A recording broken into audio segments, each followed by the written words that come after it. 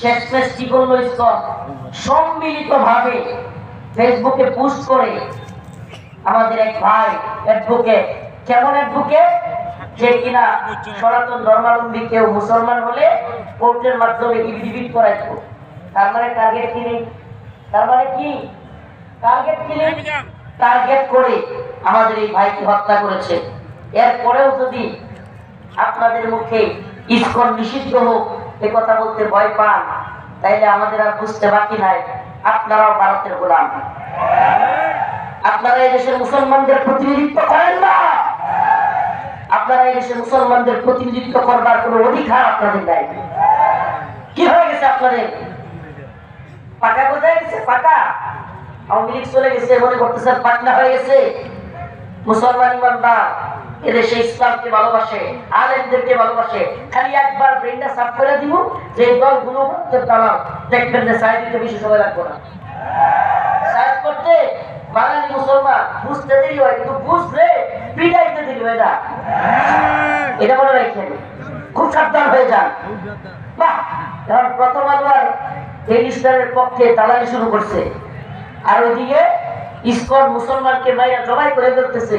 এটার ব্যাপারে একটা বিবৃতিও নেই, নিন্দাও নেই, দালালি শুরু করছেন। আল্লাহ পাক বুঝার তৌফিক দান করুন। আর জোরে বলেন আমিন।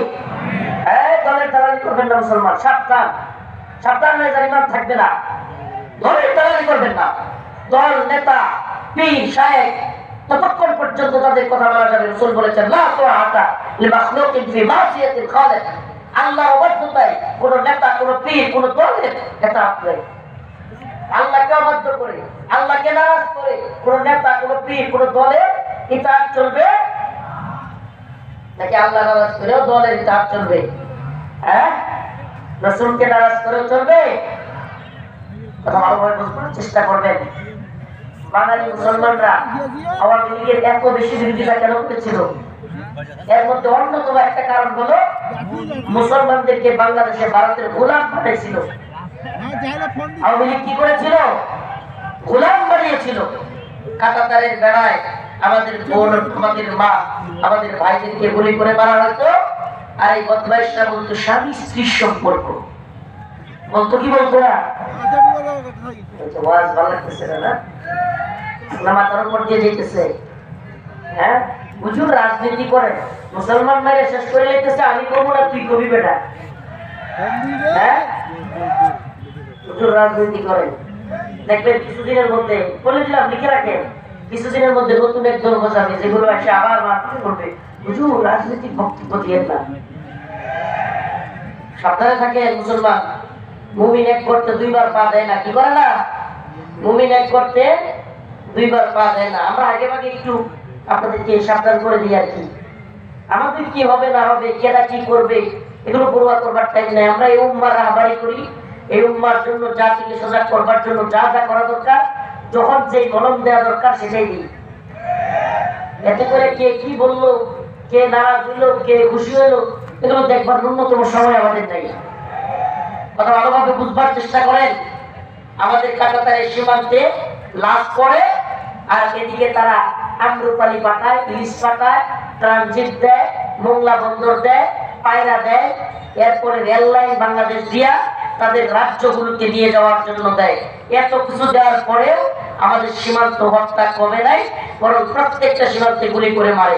শুধু কি তাই, এই রংপুর বা এই অঞ্চলের মানুষগুলোকে তিস্তা আটকায় দিয়া ফসলি জমিগুলো নষ্ট করে দেয়। এই তো ভারতের বন্ধুত্ব। সময় এসেছে বাংলাদেশ নামক রাষ্ট্র একথা ঘোষণা করবা যে ভারত আমাদের বন্ধু নয়, ভারত আমাদের সবচাইতে বড় শত্রু। এটা স্বীকার করবা। সময় এসেছে।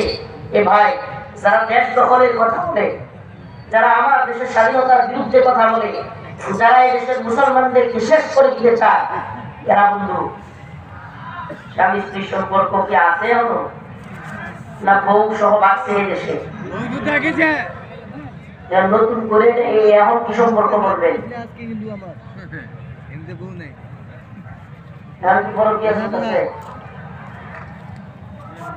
এই জন্য বলতেছি মুসলমান খুব সাবধান হন, খুব সাবধান হন। ভারতের দালালরা র এবং ইসকনের দালালরা এখনো আওয়ামী লীগ বাদ দিয়া অন্যান্য দল এবং অন্যান্য এই উপদেষ্টা মন্ডলীতে আছে। সাবধান হন। আমরা এই জনস্রোত কি কাজে আসবে যদি এই জাতিকে সচেতন না করতে পারি? কি কাজে আসবে? ও আমার জাতি ও দিনাজপুরের মুসলমান সজাগ করে দিয়ে যায়, সজাগ করে দিয়ে যায়। তোমাদের উপরে ঝড়টা বেশি আসে, তোমাদের উপরে কষ্টটা বেশি হয়, তোমাদেরকে আগে সজাগ করতে হবে। এই সীমান্ত অঞ্চলগুলোতে সজাগ দৃষ্টি রাখতে হবে। এরা আমাদেরকে হুমকি দেয়, ধমকি দেয়, আমরা এদের হুমকি ধমকি পরোয়া করি না। তবে ওদের হুমকি ধমকি মোকাবেলার আগে ওরা যে সমস্ত গোলামগুলোরে বাংলাদেশে রাখছে, আওয়ামী লীগের গোলামগুলোতে লাথি দিছি, নতুন করে কেউ গোলামি করলে এগুলোরও ফ্লাইং কিক দিতে হবে। রাজি আছেন ইনশাআল্লাহ? ভারতের গোলামি বাংলার জমিনে চলবে, ইসকনের দালালি বাংলার জমিনে চলবে। দল করলেও এই কথাটা মনে রাখবেন, ইসকন নিষিদ্ধ হোক, চান কি চান না? এই কে চান? আলহামদুলিল্লাহ তাকবীর। ইসকন নিষিদ্ধ হোক চান?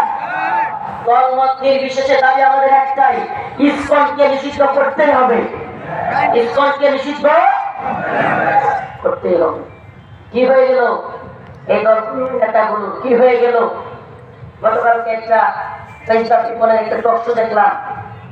টকশোর মধ্যে প্রধান উপদেষ্টা প্রেস সচিব তিনি বলতেছেন বড় বড় রাজনৈতিক দল একটাও চায় না, একটাও বলে না ইসকন নিষিদ্ধের কথা। কল্পনা করতে পারেন? কল্পনা করতে পারেন? হ্যাঁ মুসলমান, চোখটা খোলা রাখেন। আমি জানি না আপনারা আমাদের কথা বুঝতেছেন কিনা, নাকি দল করেন নেতা ওইগুলোই মাথায় আছে।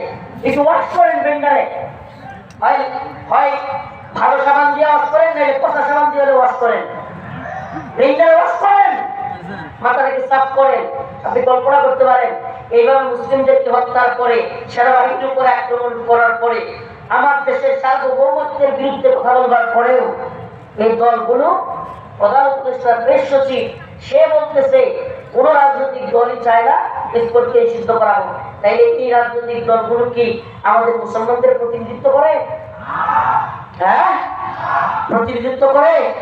হঠাৎ করে তাদের কি হয়েছে? জাতীয় ঐক্য, জাতীয় ঐক্য। বা মানে এরা একটা থেকে আরেকটার দিকে আমাদেরকে ডাইভার্ট করার জন্য যা মন চায় তা করা শুরু করতেছে। এই জাতীয় ঐক্য মানে এই জাতীয় ঐক্য আলহামদুলিল্লাহ হয়ে গেছে ভারতের বিরুদ্ধে।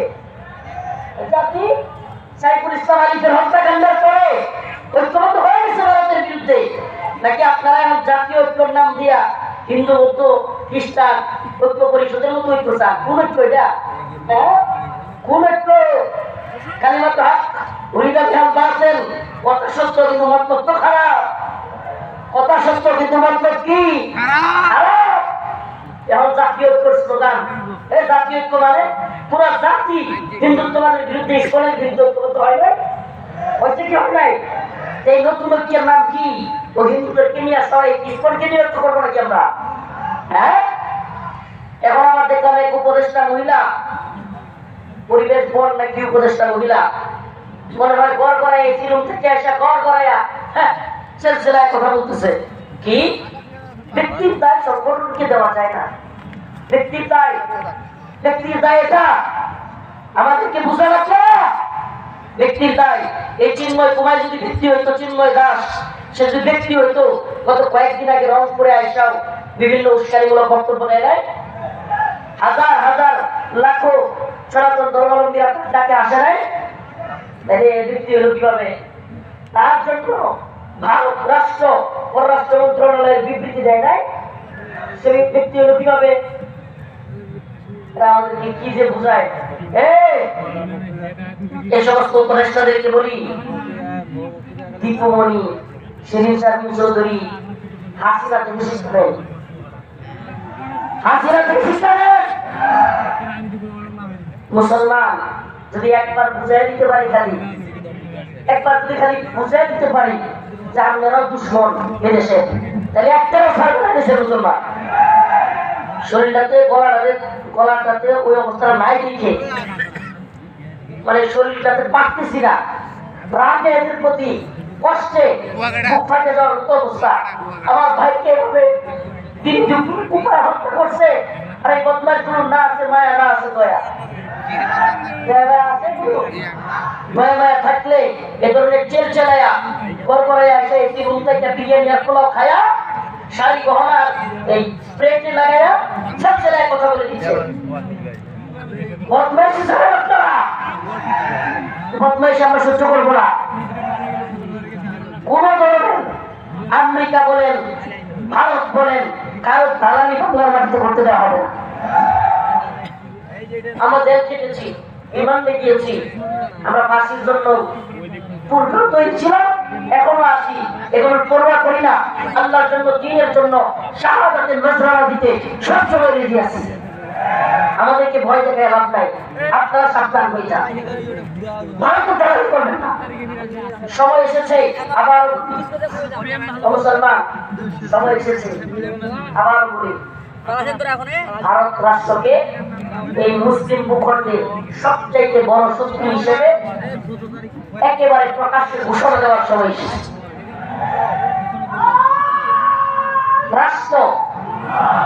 রাষ্ট্র দিয়ে যে আমি আবারও বলতেছি, আমার কথা বুঝবার চেষ্টা করবেন। রাষ্ট্র কাদিয়ানীদেরকে কাফের ঘোষণা করুক না করুক, এরা কাফের। রাষ্ট্র ভারতকে শত্রু বলুক বা না বলুক, ভারত হিন্দুত্ববাদী রাষ্ট্র আমাদের শত্রু। শত্রুকে যদি বন্ধু মনে করেন, পিছন থেকে ছুরি মারবেন। শত্রুকে যদি শত্রু বুঝেন, সামনে থেকে ছুরি নিয়ে আসছেও ইচ্ছা করলে ফিরাইতে পারবেন। ভালোভাবে বুঝবার চেষ্টা করেন। এই কথাগুলো সবাই বলবে না, এই কথাগুলো সবাই বলবে না, কিন্তু আমরা আপনাদেরকে সজাগ করে যাই। মুসলমান, আগামী কয়েকদিনের মধ্যে আল্লাহ না করুক যদি সীমান্তে হামলা হয়, তখন বলবেন হুজুর আপনি কিছুই বলেন নাই, আমাদেরকে দায় দিবেন। এই দায়িত্ব হয়ে গেলাম। মুসলমান, সজাগ হও, বর্তমানে জিন্দেগি বাদ দাও। মুসলিম যুবকদেরকে বলি, প্রয়োজনে 4-5 লম্বা লম্বা রড দিয়া অস্ত্র বানিয়ে রাখো। অস্ত্র মুসলমানদের জন্য না, অন্তত 10-20 টাকা ফালাইয়া পরে শাহাদাত বরণ করবো, ঠিকই দেখতে ইনশাআল্লাহ।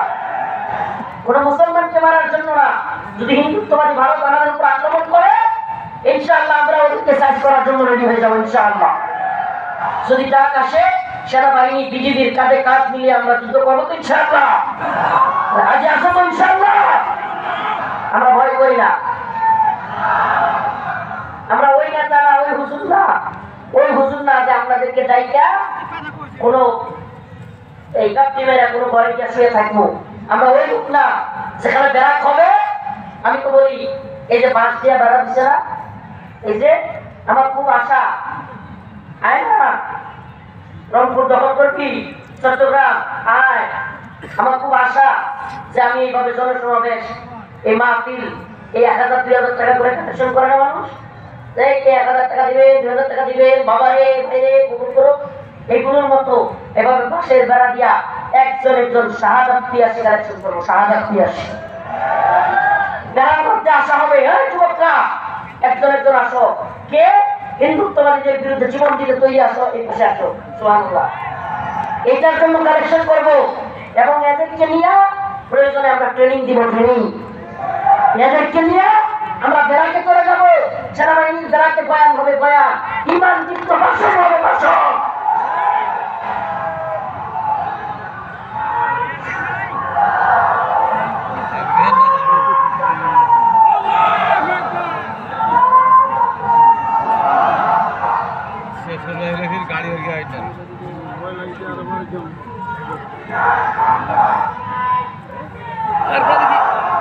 কি হয়ে গেল আপনাদের?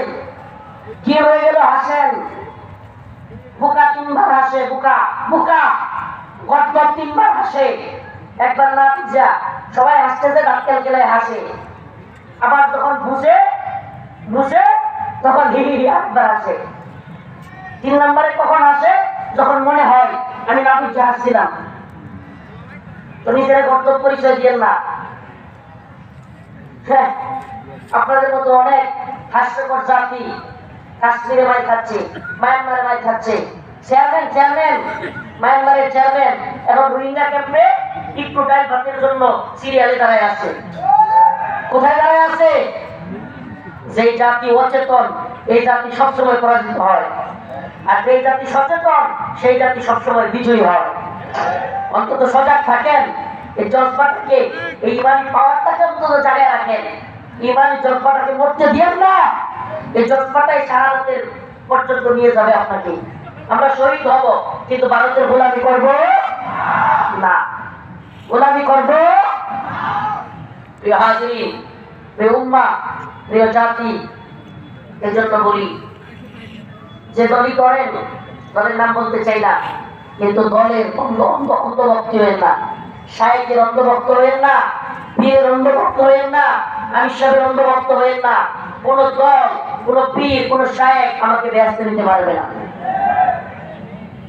অতএব এই ব্যাপারে সজাগ থাকতে হবে। যদি কোন দল ক্ষমতার লোভে ভারত প্রেমী হয়ে যায়, ওই দলকেও আমরা বয়কট করতে ন্যূনতম চিন্তা করবো না। রাজি আছেন ইনশাআল্লাহ? মুহাম্মাদুর রাসূলুল্লাহ ওয়াল্লাযীনা মা'আহু আশিদ্দাউ 'আলাল কুফফার রুহামাউ বাইনাহুম। কি বলবো ভাই, কষ্টে মুখ ফেটে যায়, মানুষকে বুঝাইতেও পারি না আমাদের কষ্টগুলো। কি মনে করেন খালি আপনারা এত মানুষ আইছেন এই জন্যই মাহফিল আসছি? 5 দিন মাহফিল বন্ধ ছিল। সাইফুল ইসলাম আলী ভাই হত্যার পর থেকে প্রত্যেকটা মাহফিলে শরীক হওয়ার চেষ্টা করতেছি, শত কষ্ট নিয়েও একটা মেসেজ দেওয়ার জন্য। এই জাতিকে, ও আমার জাতি, ও আমার জাতি, অবস্থা খুবই শোচনীয়, অবস্থা খুবই শোচনীয়।